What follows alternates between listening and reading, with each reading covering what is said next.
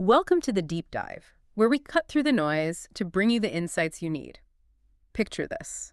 You're dreaming of a sun-drenched getaway, maybe a stunning villa in Phuket that's P-O-O-2. Okay, 2K. Or maybe you're eyeing a smart investment in Thailand's, well, incredibly dynamic property market. Sounds idyllic, doesn't it? Warm beaches, vibrant culture, the perfect escape. It really does. But before you get completely lost in that daydream, there's usually a dose of reality that steps in.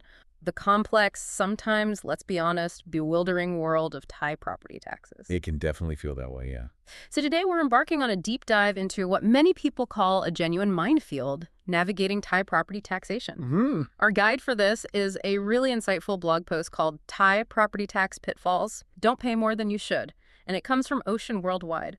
They're a luxury real estate agency, been based right there in Phuket since, 2004? That's right, 2004. They've seen a lot, helped countless buyers and sellers avoid those common headaches, the unexpected costs. Right. So our mission for you, our listener, is basically to uncomplicate this complexity. Exactly. We want to distill the crucial bits of knowledge you need to really get your head around your tax obligations, anticipate those sneaky pitfalls, and just make sure your property journey in Thailand is smooth, successful. Yeah, as smooth as possible. It's not just about saving a few baht. It's fundamentally about protecting your investment.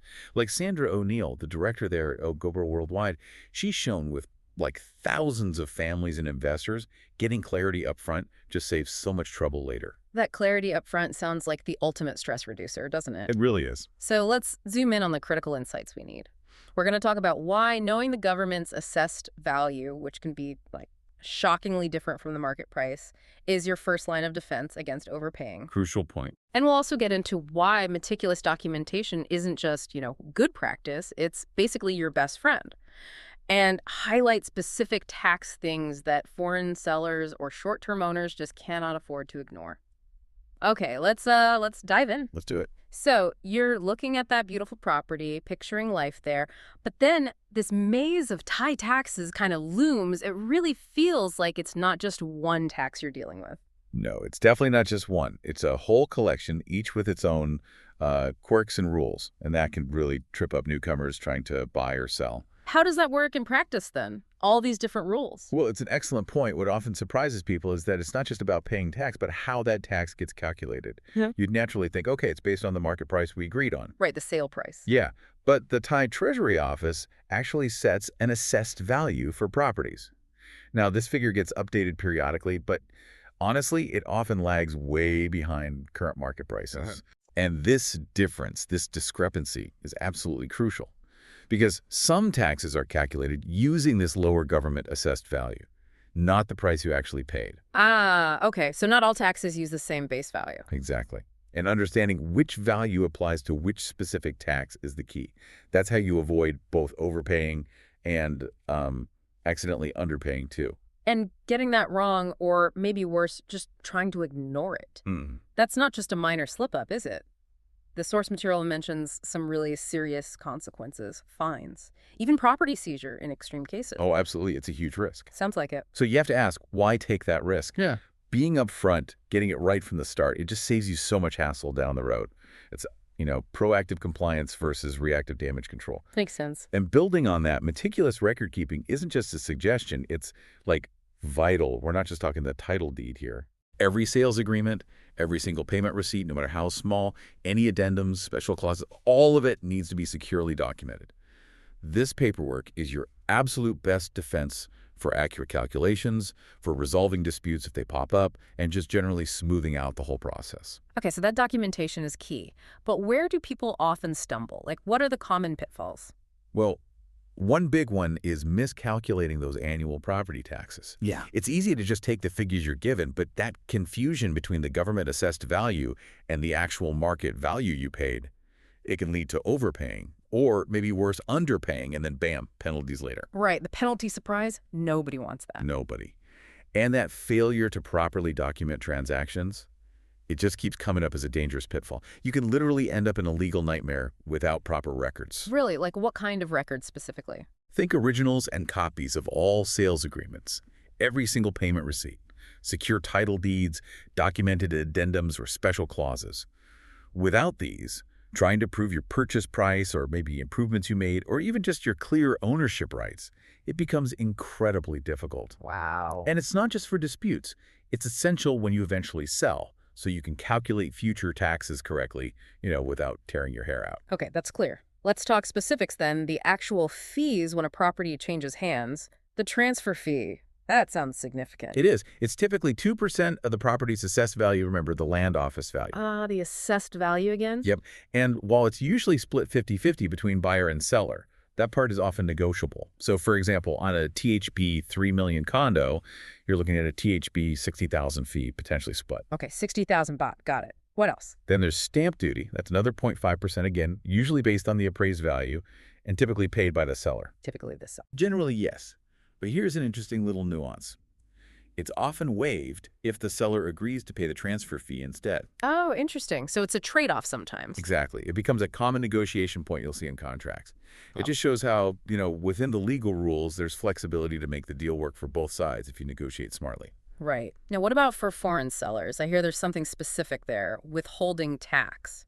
Yes, that's a crucial one for foreign sellers. It's calculated on the profit, the capital gain you make from the sale. And the rate varies quite a bit, like 1% up to 15% for individuals, and depends heavily on how long you've owned the property. 15%? Wow. Can you give an example? Sure. Let's say a foreign seller sells a condo for THB 4 million. If they owned it for less than 5 years, they could potentially face that top 15% withholding tax on their profit. If the profit was, say, hypothetically the full amount for simplicity, that's THB 600,000. Ouch. THB 600,000 is a serious chunk of change. It's substantial. And, well, that inevitably leads to this common temptation we need to talk about. Underdeclaring the property value to try and reduce these tax bills. Trying to game the system a bit. Kind of. Our source material, the Ocean Worldwide Post, warns really explicitly against this. While it's true the government's assessed value is often much lower than the real market price, trying to exploit that by stating a lower actual sale price that carries significant legal risks. We definitely need to unpack that. Okay, yeah, let's get into that. But first, beyond those initial transfer fees, what other big tax might hit someone selling property, especially if they haven't owned it for very long? Right, that's where business tax comes into play. Yeah. This applies if a property is sold relatively quickly. The magic number is within 5 years of ownership, and it applies to both individuals and companies. Okay, 5 years. And how much is it? The business tax rate is 3.3%, and it's calculated on either the property's appraised value or the registered sale price, whichever one is higher. So, yeah, it's a significant figure you need to factor in if you're thinking of a shorter-term investment. So that ownership duration becomes really critical then, doesn't it? There's this 5-year rule that offers a big advantage. Exactly. That's the key takeaway here. If you've owned the property for 5 years or more, you're typically exempt from paying that 3.3% business tax. Okay. So what do you pay instead? In that scenario, after 5 years, usually only stamp duty applies, which is just 0.5% of the appraised value. So you see, this 5-year rule is a massive incentive for long-term investors. Definitely. Imagine selling, say, a stunning 9-bedroom villa in Bang Tao, Phuket, maybe after 6 years. Yeah. You completely sidestep that hefty 3.3% business tax. That's a considerable saving. Wow, okay. That's a really important strategic point. And what if the property was inherited? Does that 5-year clock still tick for business tax? No, actually, that's where it gets a bit simpler, thankfully. Inherited properties are generally exempt from business tax. It doesn't matter how long the deceased person owned it. Oh, really? Yeah. Typically, only the stamp duty would apply in those inheritance cases. So it can be a real benefit for families passing assets down, makes the transfer simpler and less costly tax-wise for the heirs. Okay, that's good to know. Bit of relief there. But circling back to potential savings and potential dangers, let's talk more about underdeclaring the property value. You mentioned it's tempting. Very tempting for some. It might sound clever, save a bit on fees. Maybe you hear, oh, everyone does it, but this is really a trap, isn't it? It absolutely is. Look, it might be or might have been a widespread habit, but that doesn't make it legal or smart, especially now. The Thai Revenue Code is crystal clear. Tax evasion means making false statements or giving misleading info specifically to avoid paying tax. So intent matters. Yes. Yeah. And Section 104 of the Land Code actually gives officials the power to assess the true market value and slap on penalties if they find discrepancies. So while you might not see loads of public court cases, the authorities are getting more rigorous. The risks are definitely increasing. Okay, so we need to be really clear on the difference here. Tax avoidance is okay. That's using the legal rules to minimize your bill, like holding for 5 years. Correct. Legal planning. But tax evasion is deliberately lying, like stating a lower price than what was actually paid, just to pay less tax. That's the big no-no, right? With serious consequences. Exactly. Big no-no. And the consequences are severe. The source underscores this. Fines, potentially even jail time under both the Revenue Code and the Land Code. Imagine buying that dream villa in Phuket, maybe like the majestic garden pool villa mentioned in the article, and then facing legal trouble just because you tried to save a few baht on the transfer taxes? Doesn't seem worth it. Not at all. Yeah. The potential penalties just dwarf any short-term savings. And an interesting point is, while the temptation is understandable, the legal framework and enforcement are evolving. What might have been common practice years ago is just much, much riskier today. And it's not just the immediate legal risk, is it? There are longer-term issues, too. Yeah, absolutely. Underdeclaring now screws up your future capital gains calculations. When you eventually sell, your taxable profit will look way bigger than it actually was. Plus, it damages your reputation and, in really extreme cases, could even potentially invalidate the whole transaction. Definitely not worth the gamble. Okay, point taken. Avoid that trap. So, given all these complexities, doing your homework due diligence before buying becomes absolutely critical. It's like a background check on the property itself. Precisely. It's non-negotiable. A title search is fundamental. You're essentially doing a deep dive into the official records of the land department. What are you looking for? You're verifying who legally owns it, checking for any outstanding mortgages, liens, maybe existing leases, and confirming the exact property boundaries. This step basically stops you from inheriting someone else's debt or finding out later the seller didn't even have the full right to sell. It's your first line of defense. Right. Makes sense. And beyond just clear ownership, it's vital to uncover any encumbrances or restrictions that could mess with your plans. Like what sort of things? We're talking things like building height restrictions. Super important in those gorgeous coastal areas of Phuket, for example. Or maybe easements, which are rights allowing someone else to use part of your land, maybe for access. Okay. These aren't always obvious just looking at the property, but they can seriously impact its value or what you can actually do with it. You can picture someone buying a plot, dreaming of a 5-story masterpiece. Only to find out it's zoned for 2 stories max. Yeah. Exactly. And that ties right into verifying zoning and planning codes. This is totally non-negotiable if you plan to build or even do major renovations. Right. Zoning tells you what you can build. Residential, commercial, agricultural, yeah. And planning codes might restrict building height, architectural style, sometimes even the specific materials you're allowed to use. If you don't check this up front, your dream project could be dead in the water before it even starts. Okay, so due diligence is key. Now, how about choosing the way you actually own the property? Especially for foreigners, it seems like there isn't just one simple way. No, it's definitely not one size fits all. Freehold condominium ownership is often the most straightforward path for foreigners. Okay. You can own the unit outright in your own name, but there's that crucial catch. The 49% foreign ownership quota per building. No more than 49% of the total unit space can be foreign-owned. Ah, the 49% rule. And there's a specific financial requirement too, right? Yes, very important detail. The funds used to buy the condo must be transferred from overseas into Thailand. And you need to get official proof of this, usually a foreign exchange transaction form or FETF from the bank. You need that for registration. Got it. So what if a condo isn't the plan, or maybe that 49% quota is already full in the building you like? Then you'll likely be looking at leasehold agreements. This is very common for villas and houses. Typically, you lease the property for 30 years. Just 30 years. Well, usually with options to renew, often structured to potentially extend up to 90 years in total. But, and this is a big, but getting proper legal review of those renewal clauses is absolutely paramount. You need to understand your long-term rights and be sure those renewals are legally solid. Okay, so leasehold needs careful legal checking. Are there other, maybe more complex ways for foreigners to own? Yes, there are alternatives. You could explore setting up a Thai company structure to own the property. But, be warned, this comes with strict regulations, ongoing compliance requirements, and it needs to be a legitimate operating company, not just a shell for property ownership. Sounds complicated. It can be. Then there's something called usufruct. This gives you the right to use and benefit from the property, often for your lifetime, but you don't actually own it and can't sell it. There's also superficies, which lets you own a building on land, but not the land itself. And of course, there's joint ownership with a Thai spouse, but usually the title deed goes into the Thai spouse's name, which brings up specific considerations around marital assets and legal rights. Each one has its own distinct legal setup and implications. Right, lots of options, each needing careful thought. Okay, let's shift gears slightly to something maybe less exciting but really important: estate planning for your Thai property. I guess many people overlook this, assuming their will back home covers everything. That's a very common and potentially problematic assumption. The importance of having a last will and testament specifically for your Thai assets really can't be overstated. Why is a separate Thai will so important? Well, while you might have a perfectly valid will in your home country, getting that foreign will recognized and processed for Thai property can be a real bureaucratic nightmare. Think translations, notarizations, court approvals.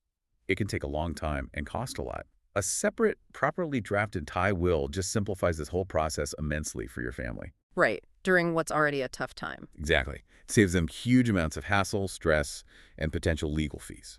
So a specific Thai will helps distribute assets clearly. Yes, it allows you to make specific bequests, who gets what property. It clarifies what happens to the rest of your Thai estate, the residuary part. And you can appoint an executor you trust to handle things in Thailand. This really helps prevent potential disputes among beneficiaries. Okay.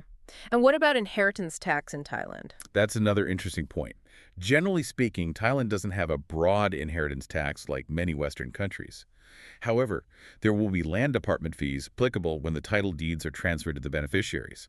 So it's not entirely cost-free, but usually less burdensome than a full inheritance tax. Good to know. But the really critical thing, I think, is how a clear Thai will acts as a precise guide for everyone involved.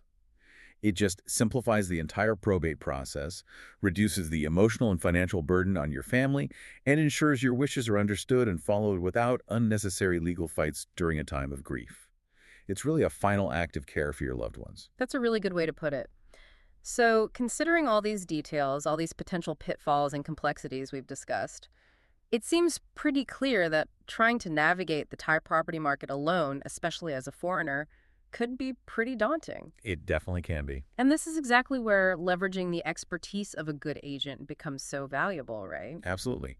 A good, reputable agent like the team at Ocean Worldwide, for instance, who focus specifically on that luxury residential market in Phuket and Koh Samui, can provide access to reliable, up-to-date market data. Which is crucial for pricing. Exactly. They know the local trends, they know what realistic prices look like, and they often have access to comparable sales data that you just wouldn't find easily on your own. This helps you avoid overpaying, which is a common mistake for buyers unfamiliar with the market. And beyond just the numbers, they help with understanding those ownership structures we talked about. Yes, definitely. Good agents offer invaluable guidance here. They can clearly break down the pros and cons of freehold condos versus leasehold agreements, or even those more complex company structures, and tailor the advice to your specific situation and goals. Someone like Sandra O'Neill at Ocean Worldwide, you mentioned she's helped thousands. That experience must count for a lot. It counts for a huge amount. That kind of hands-on experience, navigating these specific choices for so many different clients over the years, it's crucial for helping people make genuinely informed decisions, not just guessing. And they also play a big role in the negotiation process, I imagine, taking some of the stress out. Oh, absolutely. An agent acts as that vital go-between. They can remove some of the emotion from the negotiation, they understand the local styles and expectations, and they can advise you effectively. Plus, they help manage those initial steps like deposits and reservation fees, making sure the terms are clear and protect your interests right from the start. It's about securing the property fairly and safely. Okay. So we've covered a lot of ground today, really diving deep into the complexities of Thai property taxes and transactions. They certainly have. I think the core message really is, yes, the system can seem intricate, maybe even a bit intimidating at first glance, but with proper diligence, with the right knowledge, and especially with good expert guidance, it is absolutely navigable. Navigable is the right word. The key things to remember seem to be Always do your homework. Keep meticulous records, like really meticulous records of every single transaction. Every bet. Understand that crucial difference between the government's assessed value and the actual market price. And whatever you do, avoid the temptation and the severe risks of underdeclaring the property value. Absolutely critical points. And maybe a key consideration for you, the listener, is simply this. When you're unsure about any of this, don't guess. Seek professional advice. Right. A good agent, a reputable legal advisor. They aren't just a luxury in this market. They're really an invaluable asset. They're there to protect your investment and make sure your property journey, whether it's for that dream holiday home or a smart investment in a beautiful place like Phuket, is as smooth and secure as it possibly can be. Well said. So wrapping up and considering all these intricacies we've discussed, here's a final thought for you to mull over. What's one immediate step you could take right now to better prepare for any future property dealings, whether they're in Thailand or maybe even elsewhere, just to ensure you're always on the right side of the numbers? Something to think about. Thank you for joining us for this deep dive. We'll see you next time.